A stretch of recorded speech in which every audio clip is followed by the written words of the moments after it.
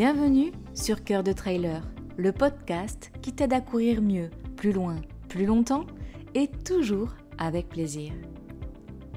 Je suis Barbara, coach diplômée et fondatrice de To Believe Coaching. Passionnée de développement personnel, de yoga, mais surtout de trail running, j'aide les sportifs à atteindre un équilibre entre performance et bien-être.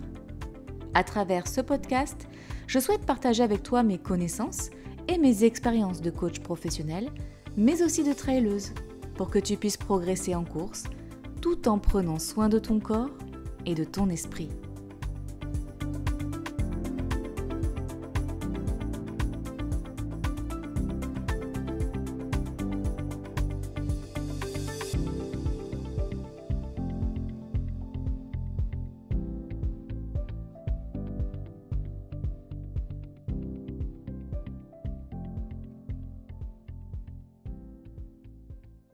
Aujourd'hui, on ouvre une nouvelle série d'épisodes ITW sur Cœur de Trailer. Et on commence avec un sujet qui revient tout le temps dans vos questions, la nutrition. Parce que dans le monde du trail, il y a encore beaucoup trop d'idées reçues. Et les croyances, ça c'est mon domaine. Je suis coach de vie et trail et mon boulot, c'est d'accompagner les trailers et les traileuses dans la gestion de leurs projets sportifs sur un plan holistique pour courir mieux, plus loin, plus longtemps et surtout toujours avec plaisir. Et parfois, ces croyances sur la nutrition, elles nous freinent. Elles nous freinent à atteindre notre objectif. La nutrition, c'est complexe, c'est une science à elle toute seule. Alors, pour apporter des réponses claires, précises et des solutions simples, mais efficaces, et tu le sais, ici dans Cœur de Trailer, on aime ce qui est simple et efficace, j'ai invité une invitée de choix, une invitée de marque. J'ai invité Aurélie de Feel Food Aurel, coach en nutrition spécialisée dans l'accompagnement des sportifs d'endurance. Alors, faut-il manger plus de glucides ou est-ce que le sucre est l'ennemi numéro un du sportif? Faut-il plus boire pour éviter les crampes? Peut-on performer tout en gardant le plaisir de manger? Aujourd'hui, on va déconstruire, comprendre et surtout avoir une approche réaliste, humaine, adaptée au trail et à la vraie vie avec Aurélie. Alors, j'ai envie qu'on commence directement par les présentations. Alors, Aurélie, est-ce que tu peux nous présenter ton parcours, qui tu es, qu'est-ce qui t'a amené à t'intéresser spécifiquement au trail et quelle est ta vision d'une bonne nutrition pour un trailer amateur? Hello Barbara, d'abord je suis super contente de participer à l'interview Au cœur des trailers. Merci beaucoup en tout cas pour ton invitation et ta confiance. Donc qui est Aurélie? Aurélie, c'est une jeune femme de tout juste 44 ans, bientôt 45, qui est également traileuse. Et mon parcours sur la nutrition, il m'a un peu tombé dessus par hasard, parce que j'étais pratiquante. Et à un moment donné, j'ai beaucoup pratiqué, beaucoup trop, et je ne suis plus assez nourrie. Et forcément, ça a fait des dégâts, sans tomber non plus dans du raidesse, juste fatiguée musculairement, physiquement, mentalement. Et je me suis dit, tiens, si je m'intéressais à la nutrition. Donc, j'ai d'abord fait une première formation pour moi. Et finalement, après, j'avais plein de personnes qui me posaient des questions, puisque j'allais de mieux en mieux, j'avais pris aussi du poids. Mes performances étaient plutôt bonnes, puisque je faisais régulièrement des podiums féminins en trail. Et après, je me suis dit, mais en fait, c'est vachement bien de le montrer aux autres, mais si je poussais encore un peu plus loin avec une autre formation en coaching nutrition, et cette fois plus orientée coaching, plan alimentaire, établissement des plans alimentaires. Et après, je me dis, mais c'est super, je peux en faire mon métier. Et c'est vrai que là, dernièrement, j'ai en plus fait une formation pour la nutrition pour sportifs de haut niveau, un diplôme que j'ai récemment obtenu et qui me permet d'aller plus loin et d'accompagner non seulement les trailers, mais aussi tous les sportifs d'endurance, tous les sportifs de manière générale. Mais voilà, ma passion à moi, ce sont les sports d'endurance, donc vélo, natation, course à pied, essentiellement. Donc, du marathon, du trail, rythme, ou trail. Voilà. Et ce qui m'intéresse forcément plus au trail, puisque j'en suis une grande pratiquante. Ouais, donc sport d'endurance, c'est vélo, natation et trail. Et toi, tu es vraiment spécialisé dans ces sports-là. Pourquoi pas les autres sports, du coup, un peu moins endurance?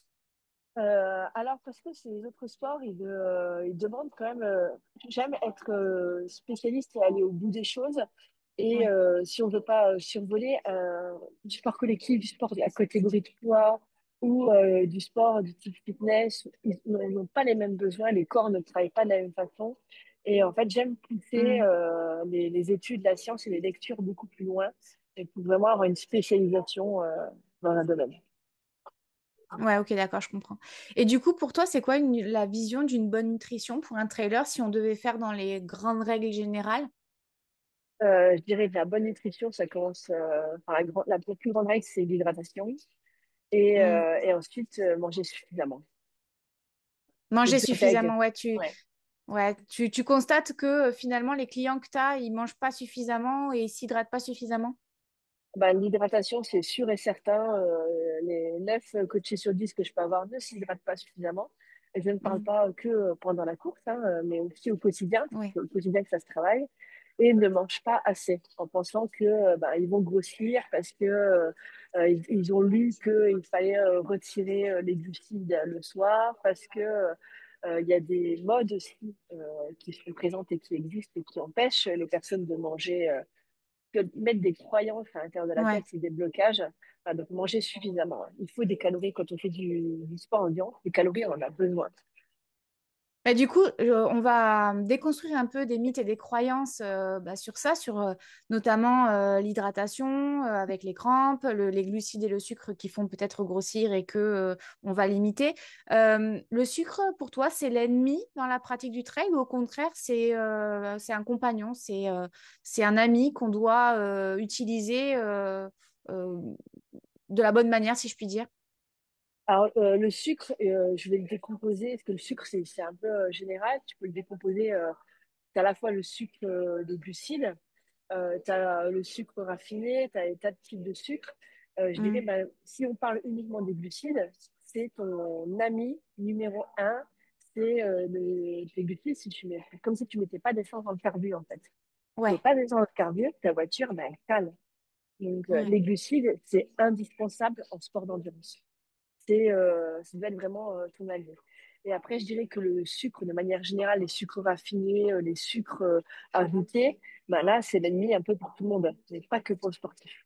Ouais. Là, il faut savoir, c'est comme tout, varier, équilibrer, savoir doser. Ça ne veut pas dire qu'il faut s'en empêcher non plus, mais c'est à prendre avec précaution.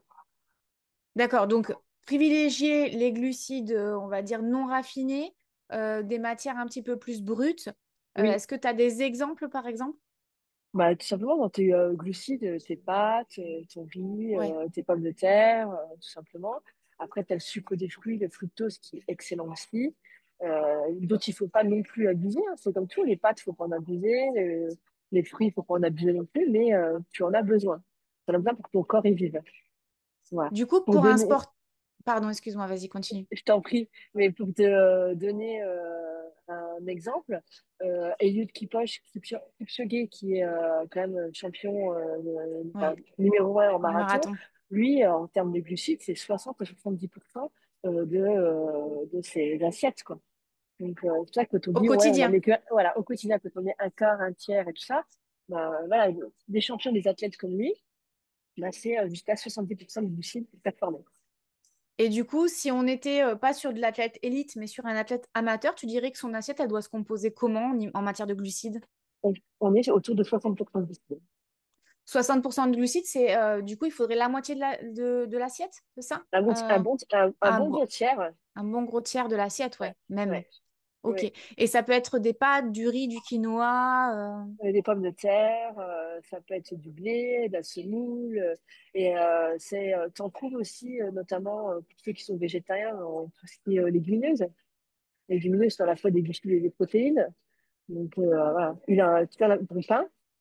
Voilà. Après, que ce soit complet ou pas complet, hein. Parce que le fait Oui. que ce soit complet, c'est des fibres en plus. Mais on trouve dans tout ça. Ok. Là, on parle de l'alimentation générale du trailer. Quand on avait discuté de ce podcast, on avait dit qu'il y avait la nutrition, c'est un sujet tellement vaste qu'on a décidé aujourd'hui de faire la déconstruction des idées reçues. On fera un deuxième épisode ensemble sur l'alimentation en compétition pour les trailers amateurs Mais on verra que finalement, ça se rapproche un petit peu de ce que font les athlètes élites pour performer, puisqu'on est sur Parfaitement, ouais. finalement la même trame. Et on va faire un troisième épisode aussi sur l'alimentation des traileuses, donc l'alimentation au féminin.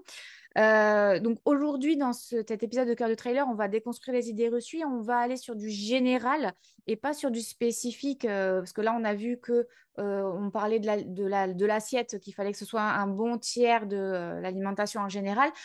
Et on parlait de fibres. Et je sais que les fibres, il faut éviter d'en consommer peut-être dans les 24 heures avant une compétition. Donc ça, on le verra peut-être sur un épisode un peu plus ciblé compétition. Mais est-ce que tu peux juste nous rappeler les grandes généralités de ton assiette, on va dire, entre la plupart du temps tout au long de l'année et peut-être ce qu'il va y avoir pendant la compétition? Bah, la plupart du temps, tout au long de l'année, tes deux priorités, ça reste les glucides et les protéines.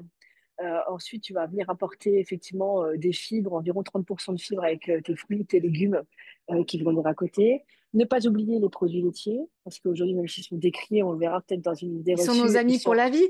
ils sont nos amis pour la vie, exactement. Voilà, et c'est une très bonne source de protéines qui est aussi utilisée, bien utilisée par les végétariens et pour le coup un peu moins par les autres.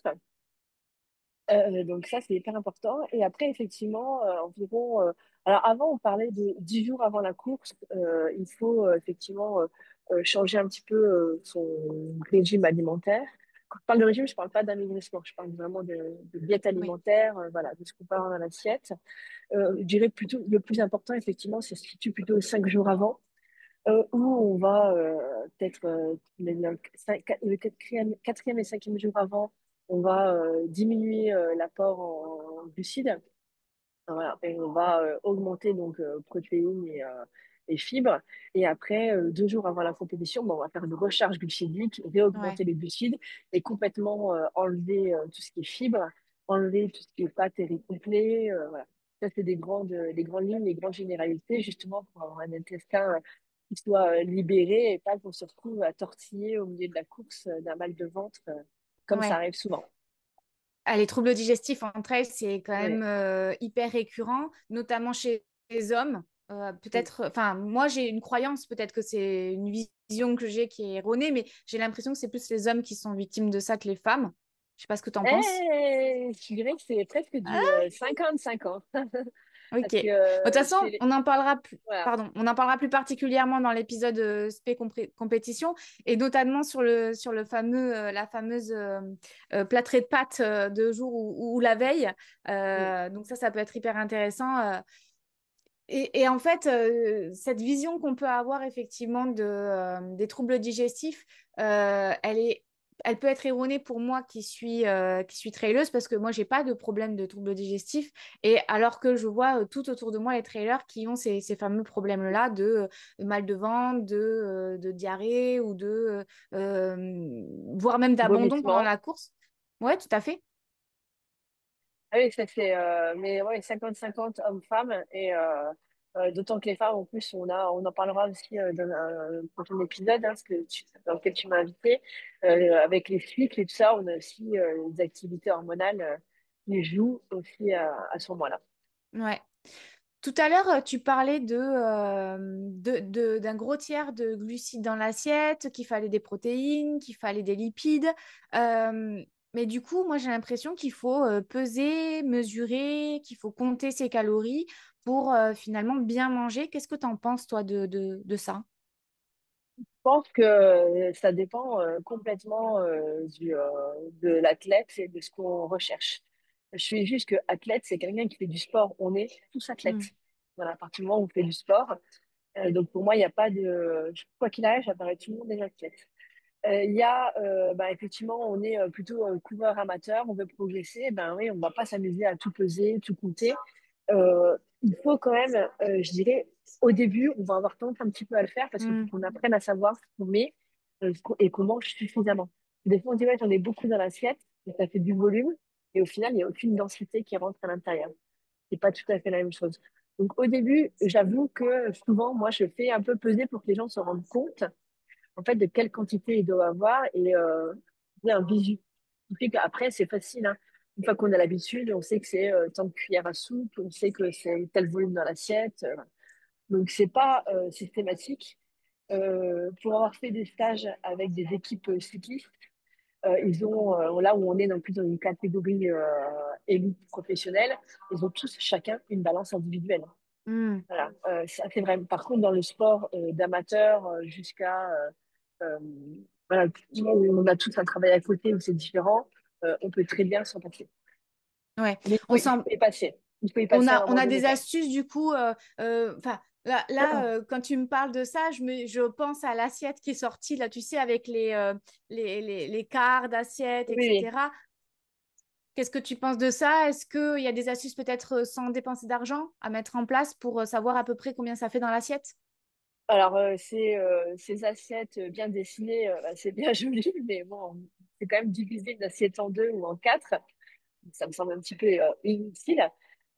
Après, si ça peut aider certains, ben, tant mieux. Non, après, il y a des astuces, nombre de cuillères à soupe. Pas se dire, ben, ma main complète, c'est la taille de ce que je vais avoir en légumes. Voilà. Après, j'adapte en fonction de chaque personne aussi. Voilà, Hmm. il y a des personnes qui vont me dire, mais moi, je veux absolument pas peser. Ok, donc on va faire à l'œil, tu vas m'envoyer des photos et je vais te donner un peu l'idée que ça peut avoir dans ton assiette. Voilà, mais au début, il faut bien un petit peu y passer, malheureusement, si on veut. Là, on parle de sport et de performance. Donc, Oui. si on veut vraiment que la nutrition devienne un allié et optimise la performance, on va être à un moment donné obligé de passer par quelques mesures.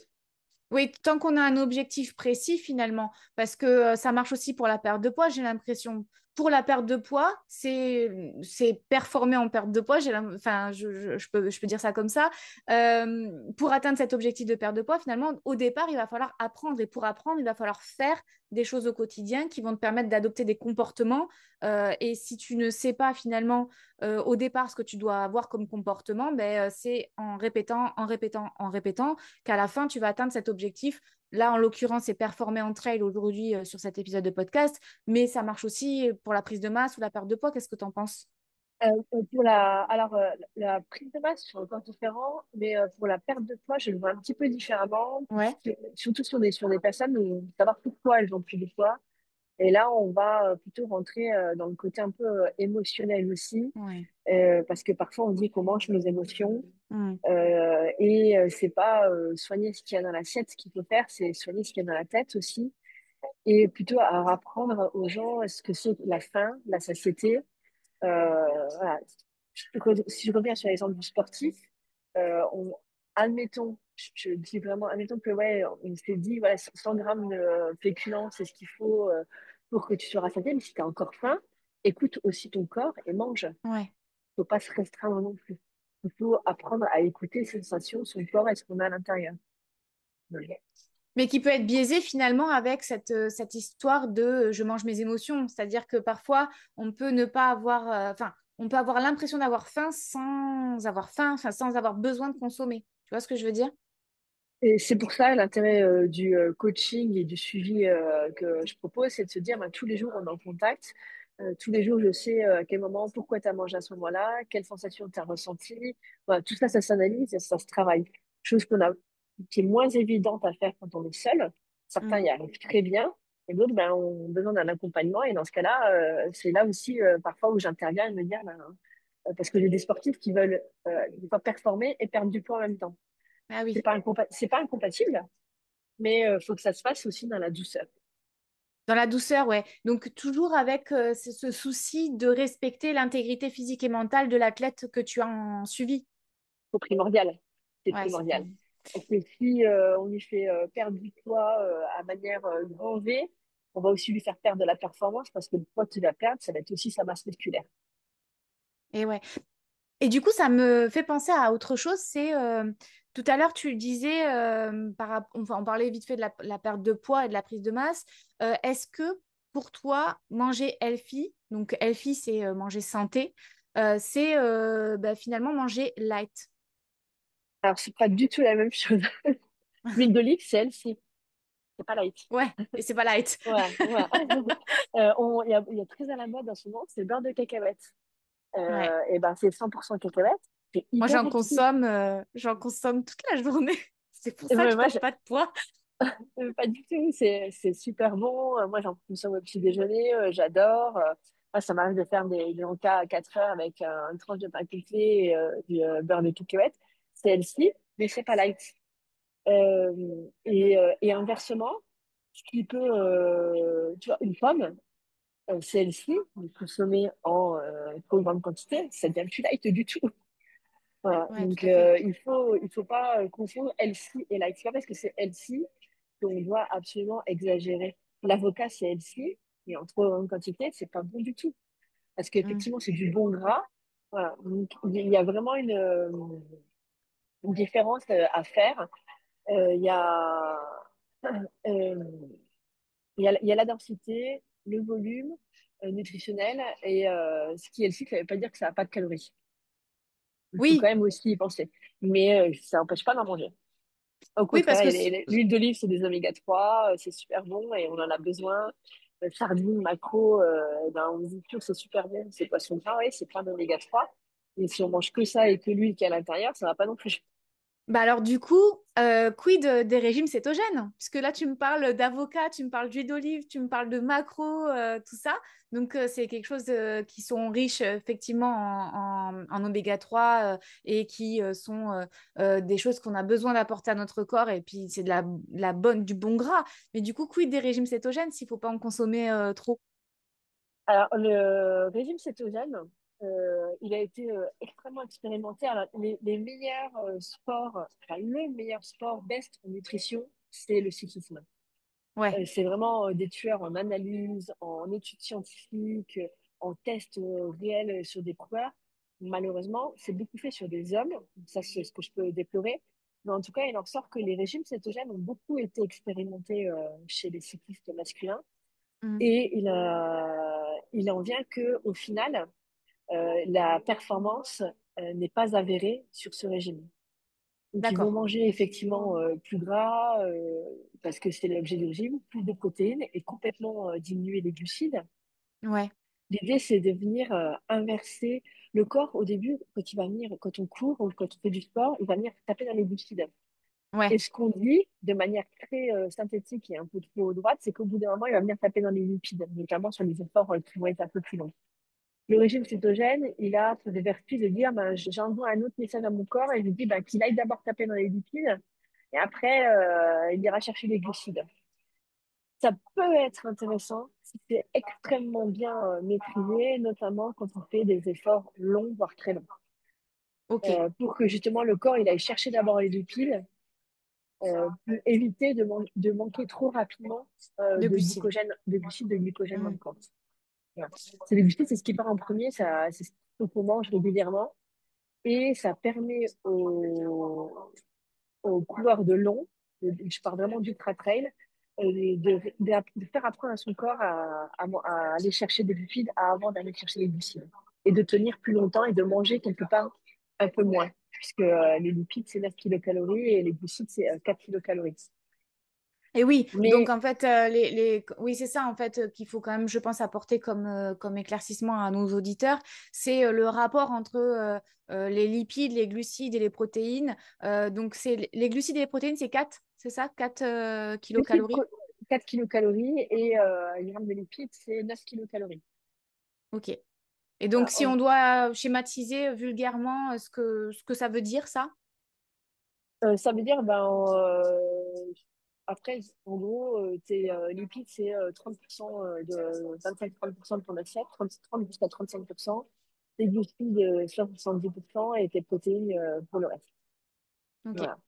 Donc ça veut dire que quand tu vas consommer des glucides, tu vas avoir 4 kilocalories qui vont t'apporter de l'énergie. Oui, Et carburant. quand tu consommes du carburant, et quand tu consommes des lipides, c'est 2 fois plus finalement, un peu plus de 2 fois plus. C'est un peu plus de 2 fois plus et le corps va chercher de l'énergie dans les lipides au bout d'un moment quand il a plus assez de glucides. Ouais. Et c'est ça qu'on demande à. Je schématise vraiment, hein. Oui, oui, on Le schématise, hein, parcours, ça, on le parcours, vulgarise. il n'est pas aussi simple que ça. Il n'est pas aussi direct non plus. Mais c'est pour schématiser. Et l'idée, bah, c'est que ceux qui font un régime cétogène, par période, c'est pas à faire toute l'année, pas à faire tout le temps. Ouais. Il faut qu'il soit extrêmement bien maîtrisé. et qu'on les testé longtemps avant et pas se dire, ouais, j'essaye 3 mois avant ma course et je teste un week-end choc avant ma course. Non, ça se teste beaucoup plus longtemps. Et au final, les dernières études ont montré que ces coureurs-là n'étaient pas plus performants, Oui, c'est n'avaient pas pas un plus de facteur de performance. performance que de Non, pratiquer le régime cétogène. non. Ok.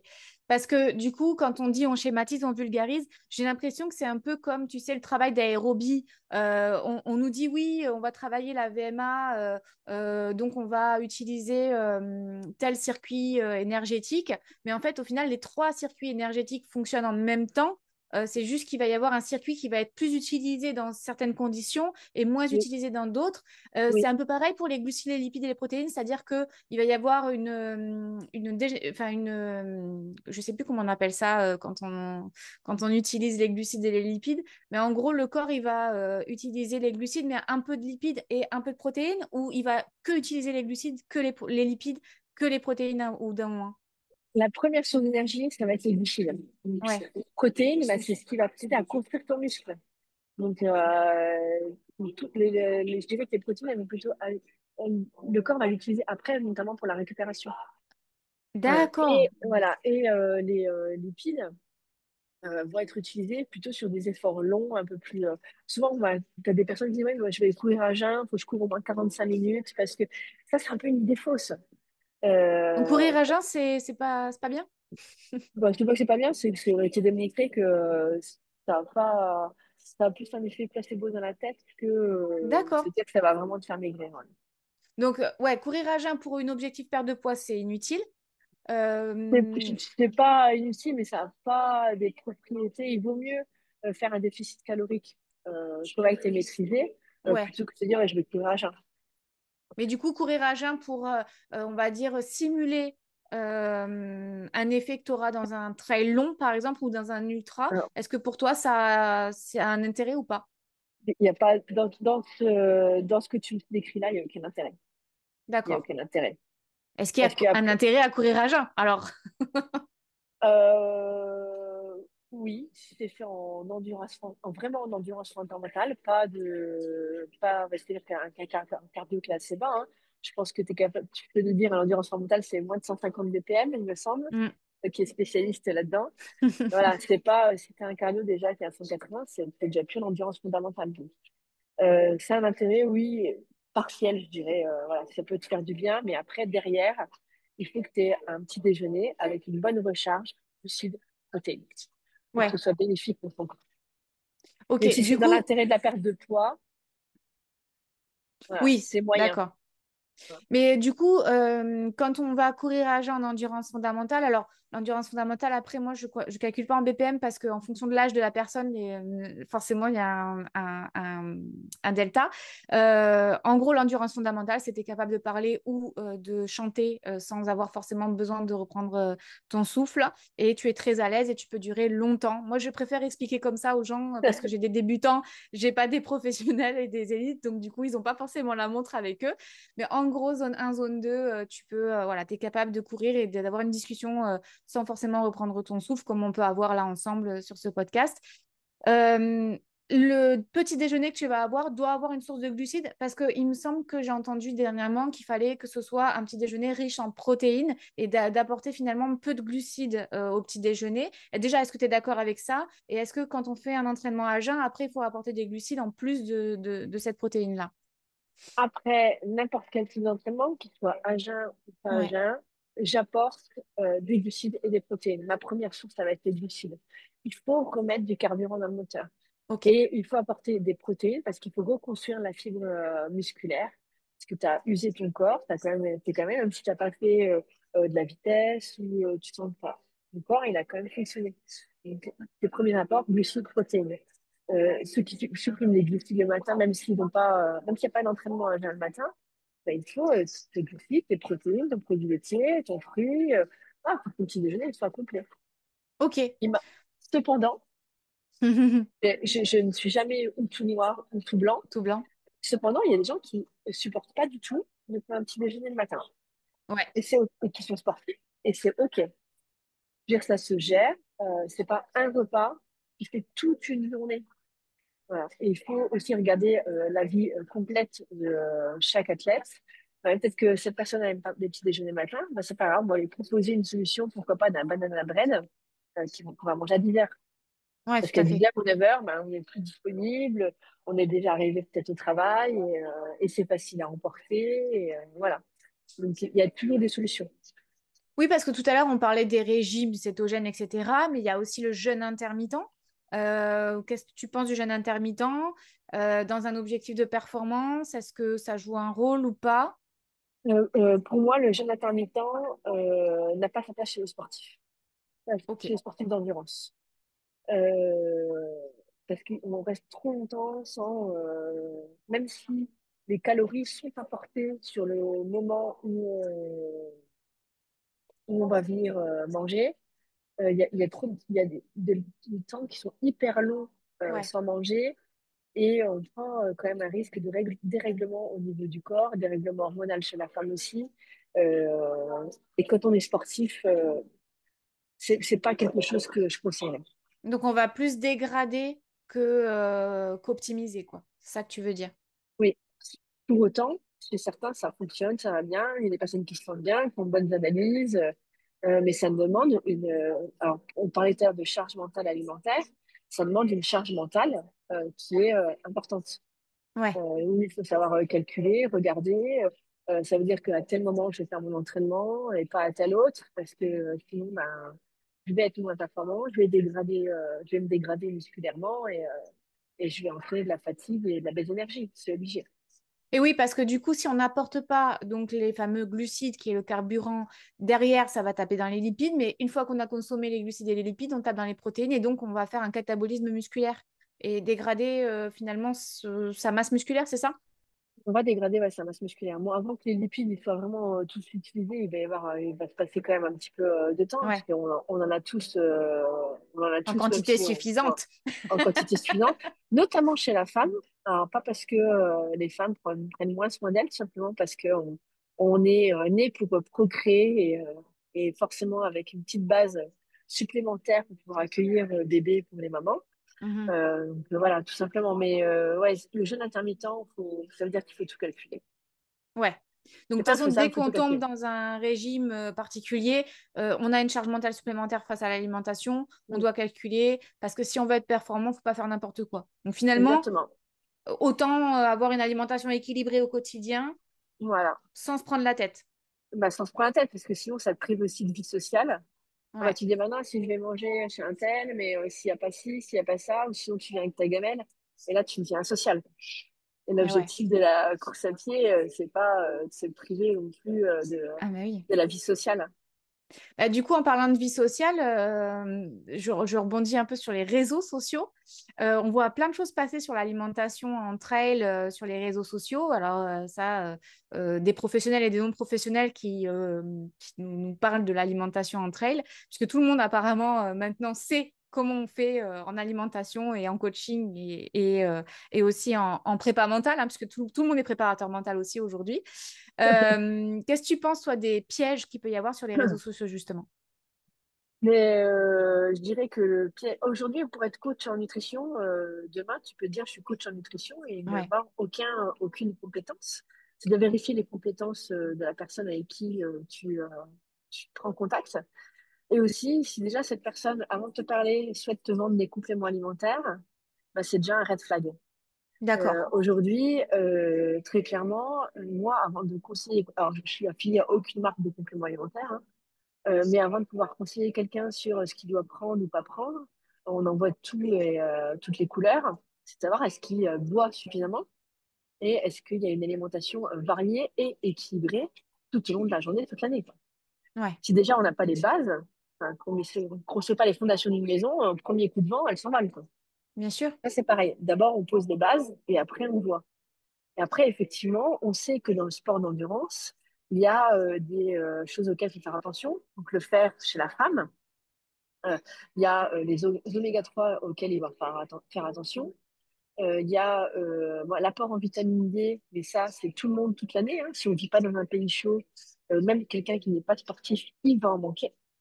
Donc ça, c'est vitamine D, d'ailleurs, c'est le seul complément, enfin, seule vitamine qu'on peut prendre toute l'année. Dans aucun danger, puisqu'on en manque D'accord. systématiquement. Voilà.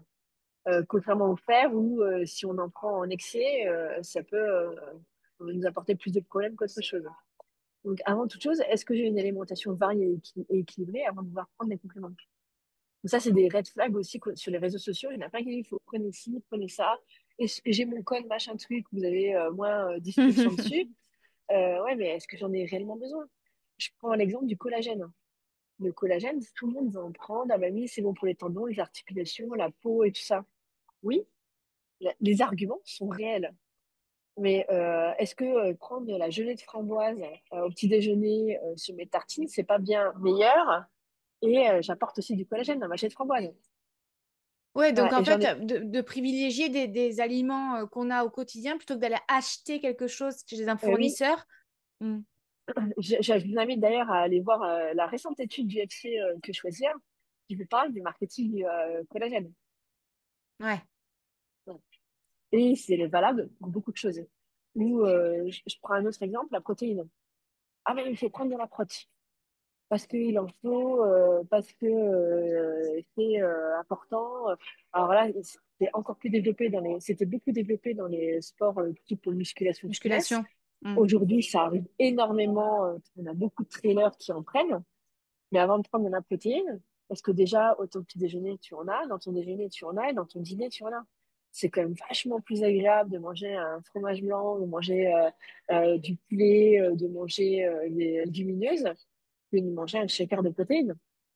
Oui, c'est vrai que moi, ce qui peut me faire défaut, tu vois, dans ma pratique personnelle, hein, c'est que la consommation de protéines que je dois avoir en fromage blanc, en poulet, etc., ben, finalement, j'arrive pas à tout manger. Donc, du coup, j'avais fait une supplémentation en protéines en poudre parce que ça me permettait de pouvoir déjà décaler la prise de protéines, par exemple, à 4 heures et bah, je prenais un shaker de protéines avec peut-être une poignée de noix de cajou ou quelque chose comme ça. Enfin, tu vois, pour me faire un petit peu une collation, un goûter, sans trop rajouter de charge glucidique dessus, parce que je sais que moi, je consomme beaucoup de sucre. Et vu que je m'entraîne pas forcément, enfin, après, moi, c'est vrai que je suis pas très, je suis pas très régulière et je suis pas très équilibrée dans mes repas. Mais c'est vrai que du coup, ça me permettait de pas forcément consommer trop de viande, trop de produits laitiers, parce que aussi j'ai des intolérances, tu vois. Donc, peut-être que ça peut aider certaines personnes. Ah oui, tout à fait. Pour ça, mais avant de prendre, il faut regarder, analyser et comprendre. Ouais, Bien sûr que les athlètes qui font du quotidien, qui font à plus de 20 heures de sport par semaine, bah, tu peux pas leur faire manger bien sûr. 40 œufs, quoi. À un moment donné, sinon vous allez dégoûter de ça. Et donc, là, effectivement, on va introduire de la protéine et le shaker glucoprotéiné entraînement, c'est super pour ça. C'est rapide, c'est fait. D'ailleurs, on le voit souvent. Alors, c'est marrant parce qu'on voit beaucoup à la télé, comme on voit beaucoup de cyclisme, on voit moins sur des UTMB, mais les cyclistes, ils arrivent, on leur donne une boisson tout de suite. Vous remarquerez que les assistants, ils sortent de leur sac une boisson. Donc certains, ça va être un biscuit ou des choses comme ça. Mhm. Mais juste derrière, on va aussi leur donner une boisson glucoprotéinée. Parce qu'il faut recharger et en D'accord. calories et recharger, refaire le muscle. Enfin voilà, c'est Pour la récupération, pour pouvoir exactement. permettre aux muscles de refabriquer des fibres musculaires, il Ouais. faut de la protéine. Ouais. Glucides et protéines. Glucides et protéines. Ok. Voilà. Et du coup, là, on parlait justement de ce fameux shaker, des athlètes qui ont leur assistant qui leur donne du coup des boissons. Euh, Là, on parle de protéines, mais ça peut être aussi des boissons d'effort dont on a besoin. Au niveau des produits qu'on achète dans le commerce, toi, tu t'en penses quoi des produits dans le commerce par rapport aux boissons qu'on peut faire? Je sais qu'il y a pas mal de recettes maintenant qui sortent sur les réseaux sociaux, sur les boissons d'effort notamment. Mm. Alors, il y a des tas de produits qui sont faits dans le commerce. L'avantage qu'ils ont, c'est qu'ils sont hyper bien dosés. Après, effectivement, il faut savoir lire les étiquettes, savoir ce qu'il y a à l'intérieur, parce qu'on ne comprend pas toujours de quoi il s'agit. Les boissons isotoniques, électrolytes, souvent il y a des mélanges que c'est, ce que ce n'est pas. Effectivement, il y a des recettes maison, hein, il y en a une qui est extrêmement connue. Un tiers de jus de raisin, 2 tiers d'eau, 2 grammes de sel, enfin 1,5 gramme de sel et une cuillère de maltodextrine dedans. Mhm. Maltodextrine qui est un glucide qu'on utilise parce que il se dilue très facilement dans les boissons et il n'a aucun goût. Ouais. Voilà, et qui te permet de charger justement en glucides ta boisson. C'est une boisson maison. C'est la recette d'une boisson maison. toute simple, toute classique. Et après, tu as les boissons plutôt en commerce, isotoniques ou électrolytes. C'est pas du tout la même chose. Dans la D'accord, boisson donc boisson d'effort et électrolyte, c'est pas... non, Ok. l'électrolyte va être une boisson d'hydratation Mhm, et la boisson isotonique va être vraiment une boisson de l'effort. mhm. Dans la boisson isotonique, tu as des électrolytes, plus des glucides, des vitamines, tu as tout ce qu'il faut à l'intérieur. Ok. Tandis que la boisson d'effort, t'as vraiment, c'est une boisson d'hydratation. Donc, elle va t'apporter, t'apporte aucun glucide, c'est-à-dire qu'elle t'apporte pas de calories. Et des calories, t'en as besoin parce qu'on sait que t'arrives pas Ouais. à manger tout le long de ta course. Donc, je dirais que sur des efforts courts et intenses en électrolytes, tu peux faire 100% électrolytes. Dans les efforts qui sont déjà un petit peu plus longs ou qui te mangent un peu plus d'énergie, il faut tourner avec la boisson isotonique. Mais Ok. pareil, tout dépend de ton profil, qui tu es. Un marathonien qui va faire le marathon en 2 heures, sous un temps qui va être plutôt température classique ou même chaude, il peut partir lui que avec des électrolytes, il n'y a pas de souci. Hmm, Parce que le marathon, il te le fait en 2 heures. Si toi, tu pars faire ton marathon et que tu as déjà pour 3, 4, 5 heures, bah là, il te faut ta boisson isotonique. hmm. Tu vas falloir que tu apportes un peu d'énergie et des glucides à ton corps. Et ça joue sur les crampes? La boisson, non. Ah, ah bon? Pourquoi quand on me dit que j'ai des crampes, il faut que je boive? Il est reçu. Ah ouais? Bah, comment ça En se fait, fait? il y a ouais, effectivement une grosse idée reçue sur l'eau et les crampes. Pendant longtemps, on a dit oui, bois, et, si tu as des crampes, eh ben, c'est parce que tu n'es pas assez bu. Non, si tu as des crampes, c'est parce que tu t'es pas assez bien entraîné. Ah d'accord. Là, ouais, donc, Mince alors. donc c'est pareil, je suis un peu provoque quand je dis ça. Les problèmes des crampes, effectivement, c'est que tu n'as pas assez fait de renforcement musculaire, tu n'as pas assez entraîné ton corps. Donc, le corps, il se retrouve à faire un effort dont tu n'as pas l'habitude, donc il crampe. Il y a la boisson quand tu vas courir, mais il y a aussi ton alimentation et ton hydratation au quotidien qui vont jouer. C'est-à-dire que si D'accord. tu as joué à l'imbécile toute l'année et que tu as fait juste attention 5 jours avant ta course et que tu es plutôt facile, tu n'as pas fait assez de renfort, ben, c'est là que tu as fait carton plein pour avoir des crampes. Mais non, les crampes ne sont pas dues que à une mauvaise hydratation. D'accord, ok. Bah, tu vois, c'est une idée reçue qui traîne beaucoup. Alors, on a parlé aussi du déséquilibre sodium, potassium, calcium. Enfin, il y a vraiment aussi pas mal d'idées reçues là-dessus. Euh, Souvent, moi, je l'entends au ravito, je l'entends en trail. Dès que quelqu'un crampe devant moi, tu as toujours quelqu'un derrière qui lui dit t'as suffisamment bu. Mais c'est quelque chose de très, très, très ancré. Toi, tu Mais sais d'où ça vient, ce truc-là, ou pas du tout? franchement, je ne sais absolument pas d'où vient cette croyance ou cette idée. C'est une croyance, c'est une idée que j'avais avant d'entamer une formation, enfin des formations en nutrition. Parce que, bah, comme tout le monde, je dis, bah ouais, est-ce que tu as assez bu? Vas-y, bois un coup, bois maintenant, ça va aller mieux. Mais en fait, pas du tout, quoi. C'est juste ton corps n'est pas suffisamment entraîné. Et à D'accord. un moment donné, tu n'es pas suffisamment entraîné, pas suffisamment entraîné à boire et à manger pendant l'effort. Et ton corps, il faut en prendre soin toute l'année. Ton, ton alimentation, ça ne veut pas dire qu'on ne mange pas de raclette ou de tartiflette l'hiver, hein. Donc là, on va arriver au barbecue. Bah, voilà, faut se faire plaisir, hein. Il y a pas de, la question, elle n'est pas là, mais en excès, ça joue sur ta performance, ça joue sur ton corps, sur les crampes et tout ce que tu peux avoir. Donc, ce que j'entends dans ton discours, c'est que finalement, on peut progresser en étant simplement enfin, équilibré tout au long de l'année, en étant régulier, sans forcément suivre un plan alimentaire. Le plan alimentaire, il va pas t'aider à progresser. Il va optimiser ta performance et il va t'aider aussi à récupérer derrière. À D'accord. condition que ta récupération, ce soit pas, euh, on va souvent sur les courses. Le burger et la bière? Le petit McDo de fin de trail? Alors, j'ai j'ai toujours modéré et il y a toujours Oui, plusieurs facettes dans ce qu'on voit. Tu es athlète amateur, ta course objectif c'était ça. Derrière, t'as rien derrière ta saison. Ta burger, ton burger, ta bière. Clairement, ton corps, il aime pas. mm, Il va pas aimer. En termes de récup, voilà, si tu veux éviter les courbatures, les tiraillements le lendemain, si tu veux reprendre assez vite derrière, c'est pas ce qu'il faut que tu fasses. pendant longtemps, on va dire, oui, ta fenêtre métabolique, vas-y, puis tu peux manger ce que tu veux juste derrière, ça va tout, absolument. Ben, non. Déjà, la fenêtre métabolique, elle est jusqu'à 48 heures, 24 ou D'accord, 48 heures en fonction des personnes, ouais. Ça, c'est pareil, des études qui sont toutes récentes.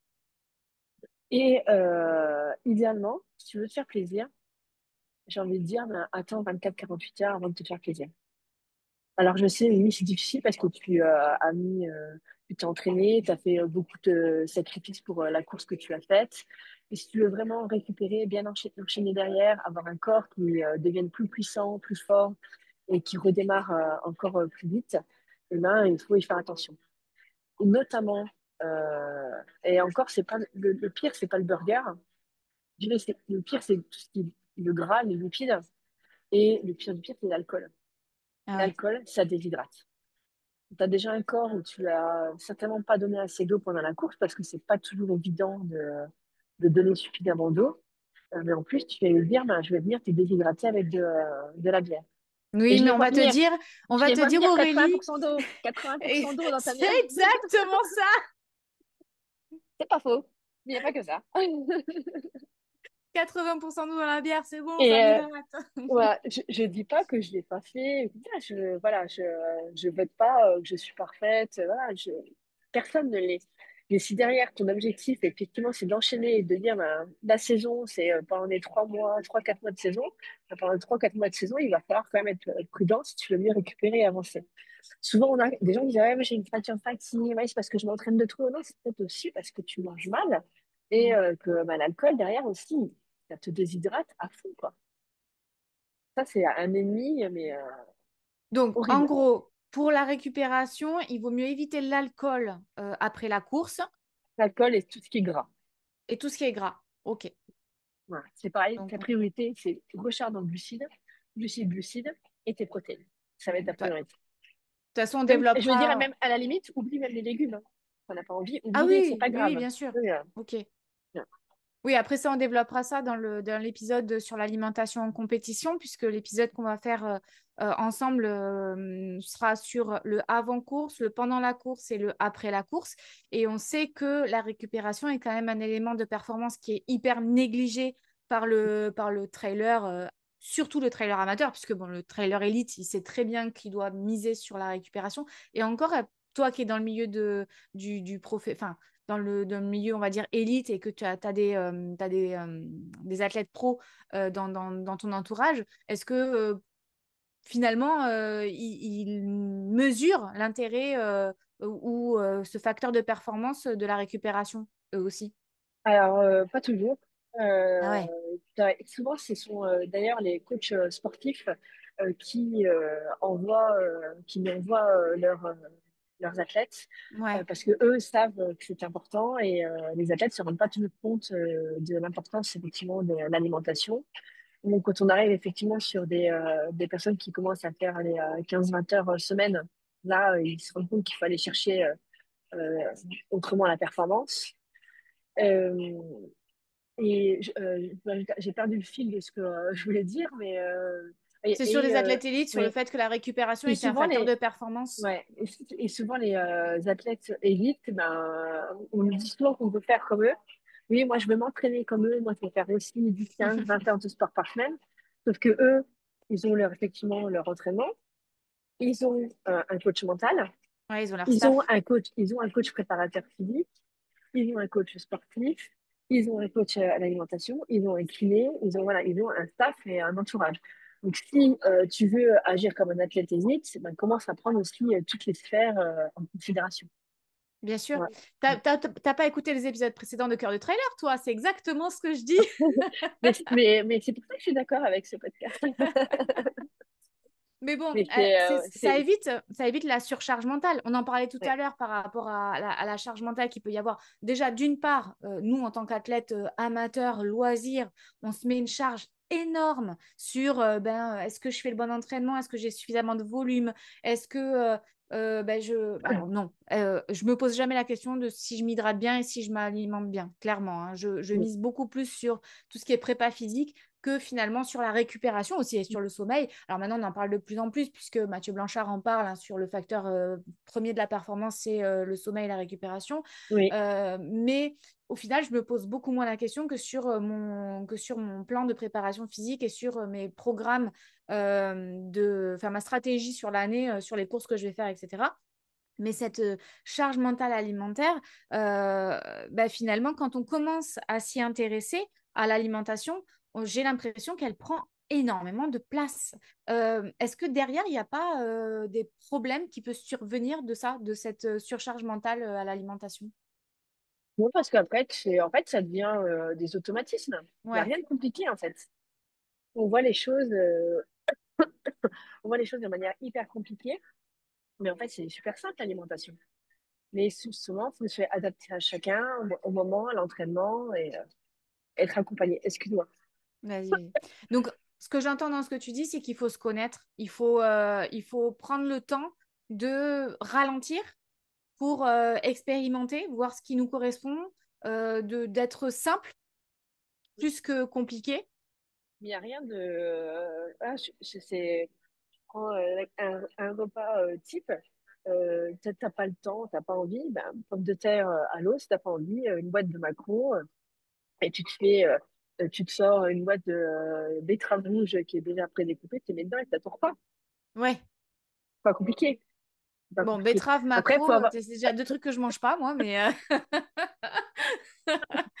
mais bon, une part de sardines, ça quiche, marche. une part de quiche.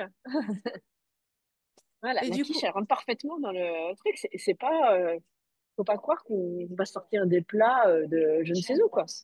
Une oui, part bien de sûr. quiche, c'est génial. Après, Quiche, moi, quiche saumon, quoi. Voilà. je mets quand même un disclaimer à ce qu'on dit. Ça, c'est si on n'a pas de problème. C'est-à-dire que si on n'a Ah pas oui. de troubles, si on n'a pas de problème avec l'alimentation, si Mm, on n'a pas de problème d'obésité, si tout ce qu'on donne dans cet épisode comme conseil et comme et comme comment dire, c'est pas des injonctions, quoi. C'est vraiment, ah c'est non. adapté à chaque individu. Et si on a des troubles, c'est aller voir un professionnel. Dans tous les cas, notre discours, il est là quand même. C'est-à-dire que si vous voulez avoir un bon, une bonne base sur ce que vous devez faire dans votre vie, c'est peut-être posez-vous, ralentissez et allez voir un professionnel pour qu'il vous aide à mettre en place les choses, les piliers en fait de votre vie, à la fois en tant qu'athlète, mais à la fois en tant que personne aussi. C'est clair et net. Il y a, là, on parle vraiment du sportif, de l'athlète, qui soit débutant ou élite, Mm. effectivement, où on n'a pas de problème particulier.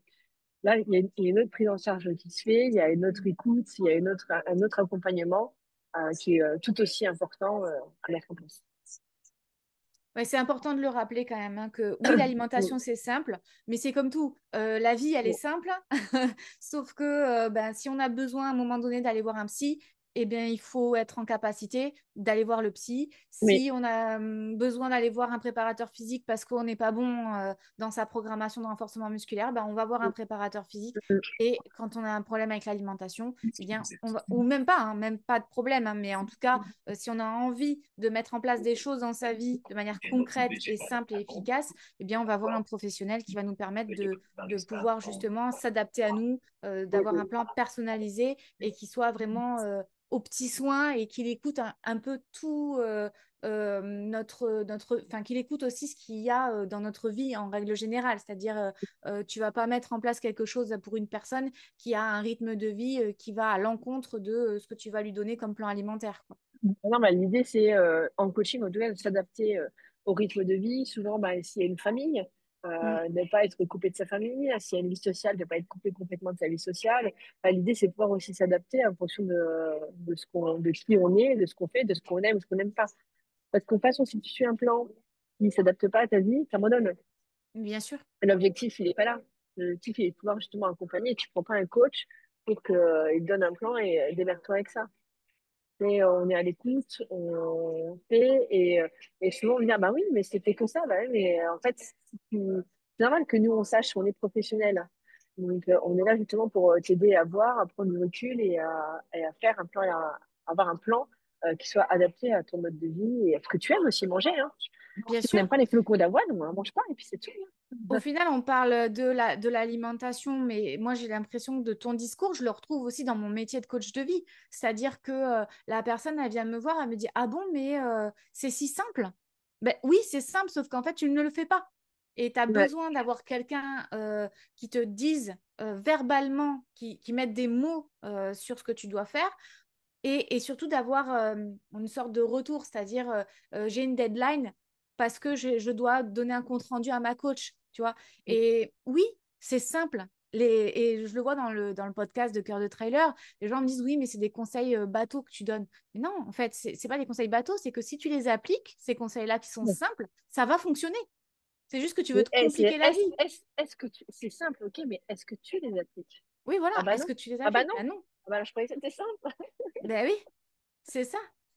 C'est comme, oui, je veux faire des squats, un pied en l'air, avec un poids d'un côté pour travailler. Oui, mais non, mais déjà, fais des squats tous les jours et on en reparle. Tu vois? Et après, Tu on va veux. te faire progresser, et voilà. Mais voilà, c'est ça. C'est toujours, oui, mais tiens, je vais aller à la salle. Enfin, on le voit sur les réseaux sociaux avec les influenceurs qui font des exercices pour travailler tel muscle, etc., avec des trucs hyper compliqués. Bah, il y a des exercices simples qui travaillent les mêmes muscles et que tu peux faire à la maison.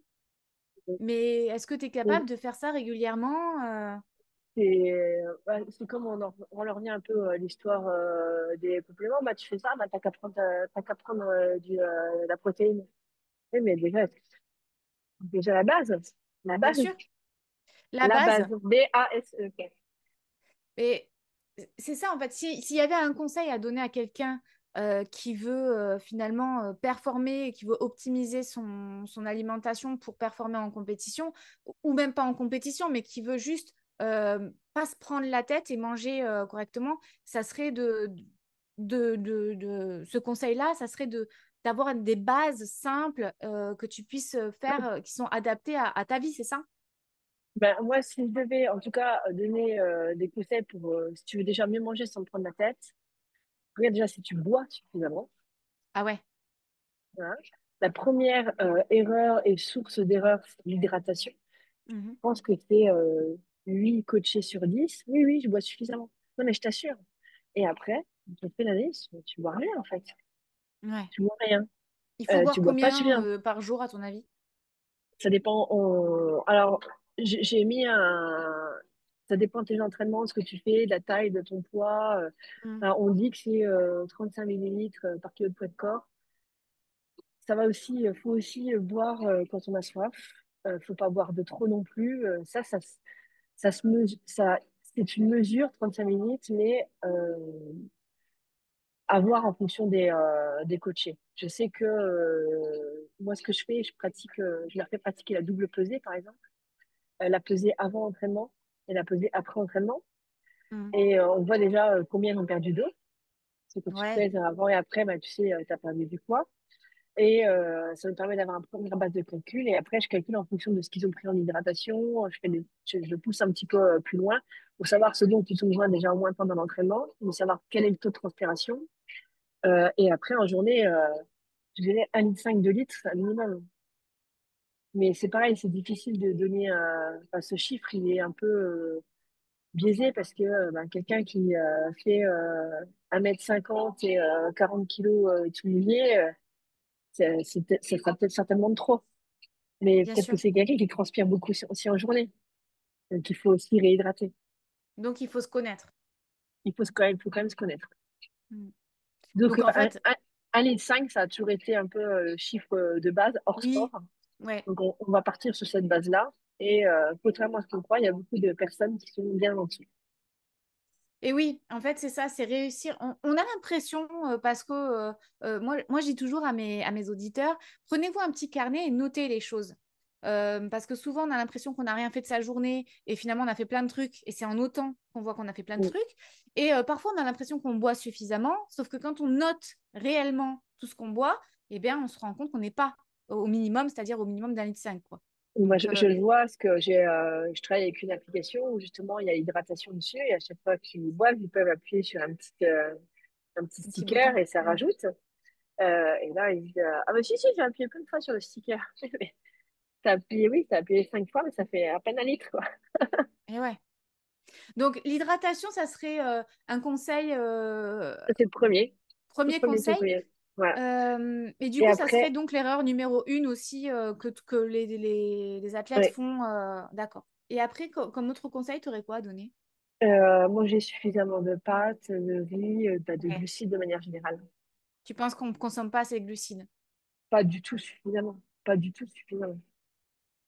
Mais on C'est pourrait se sûr dire et que ça va nous certain. faire grossir, tu vois ce que je veux dire? Mais pas du tout. Pourquoi ça fait grossir? Quelle est cette idée reçue que les glucides font grossir? Non, les glucides font pas grossir. Pourquoi c'est faux? Bah, je l'ai expliqué tout à l'heure parce que c'est déjà le carburant principal pour l'endurance et la récupération. Il faut, j'ai pareil, j'en ai parlé tout à l'heure, des athlètes comme Eliud Kipchoge, Ouais. enfin, vous avez vu comment il est, Oui, oui, il est tout maigre. Mais bon, tout maigre, il s'entraîne beaucoup quand même. 70% de glucides. Il Ouais. s'entraîne beaucoup. Les glucides, c'est ton carbu. Donc, si tu t'en supprimes, tu vas aussi t'enlever de l'énergie, t'ajouter de la fatigue. Faut savoir, ou alors je pense à une autre idée reçue, pas de glucides le soir. Oui, Bon Dieu, bah, mais pourquoi? tu vas dormir après, Aurélie. Ça sert à quoi d'avoir du Euh, sucre le est-ce, soir? que- est-ce que le glucide est plus calorique le soir? Je me suis posé la question. Je me suis dit, je pense que je vais les passer au microscope. Ma pâte le midi, ma pâte le soir est-elle plus calorique? Non, elle ne l'est Elle pas fait toujours plus. 4 kilocalories. Elle ne l'est pas plus. Et en plus, les glucides, alors c'est pas, je vais le dire de manière très rapide, c'est un enchaînement de choses. Ça libère une hormone du sommeil qui t'aide à mieux dormir. Oui, oui. Tu t'empêches de mieux dormir. Bon, après, on dit pas qu'il faut consommer 300 grammes de pâtes le soir non plus. Ben, ça dépend, ton Oui. gabarit. Si t'es rugbyman, je vois aucun problème. Mais ça dépend de ton gabarit.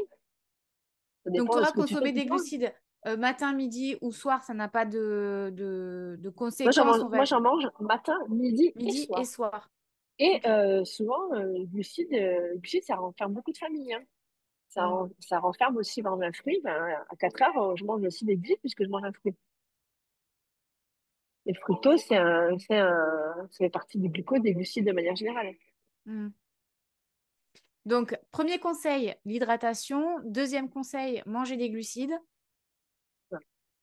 Ok. Un autre conseil, quelque Important. chose d'autre que tu voudrais rajouter pour aider nos auditeurs dans leur alimentation au quotidien et puis peut-être en compétition aussi? Euh, faut se faire plaisir. Ah Ça, ouais. c'est indispensable. Se faire plaisir. Moi, je mange du chocolat tous les jours. Je veux dire, faut pas croire que c'est pas parce que les athlètes sont athlètes, parce que ils mangent des haricots verts, un steak haché, et, des pâtes, quoi, sèches. Pas du tout. Au contraire, ils se font plaisir. Ça peut être une jolie salade de pâtes avec des noix, avec de l'avocat, avec du saumon à l'intérieur. En plus, je suis en train de citer plein de trucs que toi tu manges pas, Barbara, tu vas m'en vouloir. Oui, mais bon, quand tu Ah, regardes moi, c'est ça peut être une huile de noisette avec un vinaigre balsamique. Enfin, il y a plein de choses qui sont super bonnes. Manger un barbecue, je n'ai pas aucun problème à manger du barbecue, en fait. hmm, Voilà, effectivement, par contre, effectivement, les saucisses merguez, c'est plus gras. Donc, il faudra y faire plus attention. N'oubliez jamais que l'équilibre, il se fait pas sur une assiette. Il se fait pas non plus sur une journée. L'équilibre, il se construit aussi à long terme. hmm. C'est-à-dire que si pendant une journée, bah, je me suis fait plaisir, je me suis fait plaisir, c'est pas grave.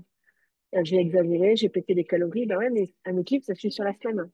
Ça veut pas dire que le lendemain, il faut que je me prive, non. C'est-à-dire que le lendemain, je reprends mes habitudes alimentaires classiques. Je vais pas Oui, enlever des glucides ou des lipides, parce que la veille, je me suis fait un barbecue du tonnerre. c'est pour ça que moi, j'aime bien avec mes clients, tu vois, en tant que coach de vie, ce que je fais, c'est que j'essaie de mettre des mots différents sur ce qui va se passer dans la vie de tous les jours. Par exemple, quand ils me disent, ouais, je me suis fait un McDo, je me suis fait plaisir, tu vois, on en parle beaucoup de se faire plaisir, etc. Mais en fait, ça veut dire quoi? Ça veut dire que quand tu manges une salade, ça ne te fait pas plaisir.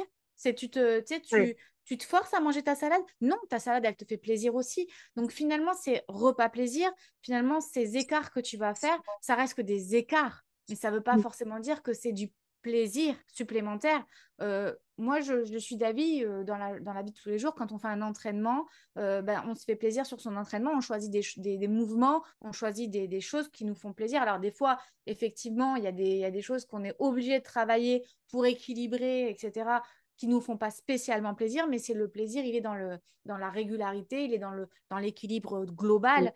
Euh, donc, moi, ce que j'aime bien leur donner comme conseil, c'est, enfin, quand je leur donne des conseils, parce que j'évite de leur donner des conseils, souvent j'essaie de m'adapter à ce que eux ils veulent faire, mais quand je leur donne des conseils, c'est voilà, faites attention à quels termes vous utilisez, parce que ces termes que vous utilisez, ce verbal, nous en PNL, toi tu es aussi formée en PNL, Aurélie, en PNL, on dit que effectivement tout ce qui va être dit va être pensé et le comportement va être adopté en fonction de ta pensée et de ta parole. Donc, le fait de pouvoir mettre des mots simples sur ben, moi, tiens, aujourd'hui, j'ai mangé des pâtes, des haricots et un steak, mais ça m'a fait plaisir parce que c'est ce plaisir-là que j'ai pris dans mon assiette, c'est parce que j'ai un équilibre au quotidien qui me permet d'avoir une activité sportive performante, un poids régulier, etc. Et le burger que j'ai mangé, c'est pas pour me faire plaisir, c'est un écart social peut-être, ou voilà, ou un écart de facilité, mais ça reste qu'un écart. Et c'est Parce que pas, j'en avais envie. voilà, j'en J'en avais avais envie. envie, tout simplement. J'en avais envie. J'ai envie de ce burger et je le mange. Moi, là, rien n'est incompatible. Mm. Voilà. Oui, C'est que ce que manger, j'entends, j'ai mangé trop de tomates, c'est oui. pas bon. Pas la tomate, quoi. La tomate, mais oui, mais c'est des troubles. Bah là, on parle de troubles gastro-intestinaux. La tomate, ça va être formidable pour ça. Eh oui. Ouais, enfin, c'est hyper acide, ça va venir. Si t'en manges trop, tu vas être malade. Mm. Donc, ouais, c'est pas une question Tu de bois trop, tu produits. peux mourir. Alors, boire trop à hyponatrémie, ça peut être extrêmement dangereux. Effectivement, tu peux en mourir. Mm. Donc, Ouais, donc d'eau, finalement, trop d'eau, il trop y a d'eau. pas de, il y a pas de produit healthy, tu vois. Il n'y a pas le produit miracle healthy qui va Non. te permettre d'être en bonne santé, en bonne condition physique, performer, etc. C'est un équilibre de piliers différents. Là, on a parlé d'hydratation, on a parlé de l'alimentation ensemble. Tout à l'heure, on a parlé du sommeil et de la récupération. Oui, Et moi, c'est l'activité physique. Donc, ces quatre grands piliers qui se font un petit peu, comme tu parlais de la maison avec les piliers tout à l'heure, que les fondations doivent être solides. C'est ces quatre grands piliers-là qui doivent être équilibrés pour que la maison oui. au-dessus fonctionne correctement. C'est ça? C'est les termes que souvent, toi, tu travailles très bien, tapis une vie saine et sereine aussi, Tout à fait, ouais. qui sont la base, les fondations, pour arriver vraiment, voilà, le plaisir, il compte. Le plaisir, il compte. Donc, Ouais, je pense que c'est un bon mot de la fin, soit ça, Aurélie. Qu'est-ce que tu en penses? On va ah, terminer cet épisode sur cette belle phrase, les quatre piliers d'une vie saine et sereine, la base pour des fondations solides afin d'optimiser sa performance, mais aussi de vivre de manière équilibrée au quotidien. Mais écoute, merci Aurélie pour cet échange. C'était super instructif, super intéressant.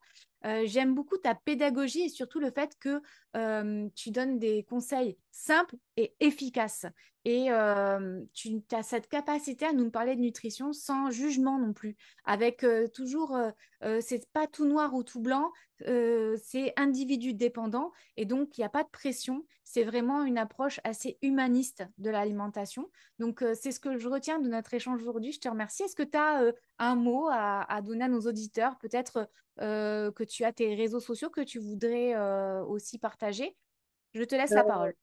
oui, bah, vous pouvez me suivre si vous voulez sur Instagram, sur Feel Food Aurel. Feel Food, se sentir bien. Feel Food, Feel Good. Voilà. Et j'ai aussi mon Facebook, forcément. J'ai un profil LinkedIn, pour ceux qui veulent en voir un peu plus. Mhm. Je vais faire mon nom personnel, Aurélie Lassalle, Lassalle. Et s'il y en a qui veulent avoir des renseignements, ben, je propose effectivement un accès à mon planning sur mon site internet, foodorel.com. On peut discuter ensemble de votre projet et savoir comment je peux vous accompagner ou simplement donner un ou deux tips en passant. Et en plus, vous pouvez vous inscrire sur la newsletter et sur le compte Telegram sur lequel je fais des audios qui sont plutôt assez courts, irréguliers, puisque c'est en fonction aussi de l'inspiration et des questions que je peux aussi avoir avec mes coachés. J'aime partager ça avec vous. Voilà. Oui, moi je suis abonnée à la newsletter, donc j'adore recevoir les petits conseils. En plus, j'aime bien parce que tu as un humour à la fois piquant et clivant, mais aussi très sans jugement et bienveillant. Et sur le canal Telegram, j'aime bien recevoir mes petits vocaux d'Aurélie qui m'expliquent les glucides, qui m'expliquent l'hydratation, qui m'expliquent aussi en fonction du thème du moment sur une question d'un athlète que tu as eu, etc. Donc, c'est hyper intéressant. Donc, abonnez-vous à sa newsletter et à son compte Telegram pour avoir le canal de diffusion et allez voir sur son site internet fitfoodorel.com si vous voulez l'appel rendez-vous, le rendez-vous découverte, c'est ça? Tout à fait comme ça, ouais. Dans nos premiers rendez-vous découverte, du gratuit offert. Donc toi, auditeur, auditrice, si tu veux performer durablement et si tu veux surtout retrouver du plaisir, de la légèreté et arrêter de te prendre la tête à chaque assiette, eh bien, écoute cet épisode de podcast et les 2 prochains sont sur la compétition et sur l'alimentation au féminin et va t'abonner aux réseaux sociaux d'Aurélie qui sera ravie de t'apporter ses meilleurs conseils. On arrive donc à la fin de cet épisode ITW numéro 1 de Cœur de Trailer. J'en profite pour te demander si tu as apprécié cet épisode de me mettre un petit commentaire en dessous l'épisode, nous dire également si tu as des thèmes particuliers que tu veux aborder, que ce soit avec Aurélie ou avec un autre coach intervenant ou un autre intervenant sur un autre domaine particulier. N'hésite pas à le mettre en commentaire de ce podcast ou m'envoyer un DM. Partage l'épisode à une copine ou un copain traileuse qui en aurait besoin et surtout reste curieux, reste humble sur ta pratique du trail et du sport d'endurance et surtout bienveillant envers toi, envers ton assiette, envers ton corps, envers ton esprit. On se retrouve donc très vite dans un prochain épisode ou une nouvelle interview de Cœur de Trailer, le podcast qui t'aide à courir mieux, plus loin, plus longtemps et surtout avec plaisir. En attendant le prochain épisode, je te souhaite de continuer de te challenger chaque semaine pour faire battre toujours plus fort ton cœur de trailer.